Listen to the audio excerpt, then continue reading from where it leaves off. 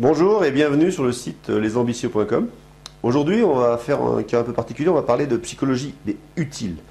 Savez-vous par exemple que 90% des bonnes résolutions, vous savez, celles que vous tenez en début d'année, en fait, dans 90% des cas, elles ne sont pas tenues, que ce soit arrêter de fumer, perdre du poids, apprendre l'anglais, avoir une activité complémentaire. Alors le plus souvent, ces bonnes résolutions sont lâchement abandonnées au bout de quelques semaines.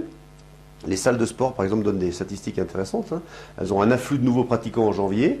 Et en février, vous avez la plupart des nouveaux qui ne viennent plus, en tout cas pas régulièrement. Alors, je vais vous donner la principale raison avec une petite expérience scientifique. Il y a des psychologues londoniens qui ont demandé à des étudiants de faire chaque matin une activité inhabituelle. Alors, les uns devaient faire un quart d'heure de vélo, les autres manger une pomme avant le petit déjeuner, d'autres monter et descendre 10 fois les escaliers avant de partir au travail. Et l'expérience a duré 12 semaines. Et les volontaires ont dû estimer au bout de combien de temps cette contrainte est devenue une habitude, un automatisme. Et en moyenne, il a fallu 66 jours, soit un peu plus de 2 mois. Or, si vous ne le savez pas, et pas grand monde le sait, vous avez toutes les chances de craquer avant.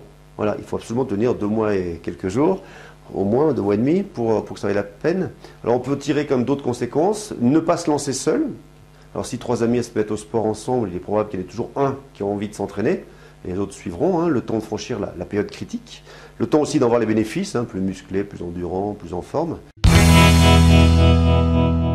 Il faut aussi être raisonnable, il faut par exemple ne pas se lancer de défis démesurés. Perdre 10 kilos rapidement, c'est faisable, mais c'est néfaste et c'est l'effet de yo-yo qui est garanti. Gagner beaucoup d'argent en 3 mois, ça suppose soit une escroquerie, soit une prise de risque terrible qui vous sera en principe fatale parce que vous ne savez pas le gérer. Et quand on a un objectif ambitieux, il faut le fixer à un horizon plus lointain, faire des sous-objectifs, vérifier si on les atteint et ne pas hésiter à repousser dans le temps l'objectif initial. C'est toujours mieux que de, par exemple, tout laisser tomber d'un coup.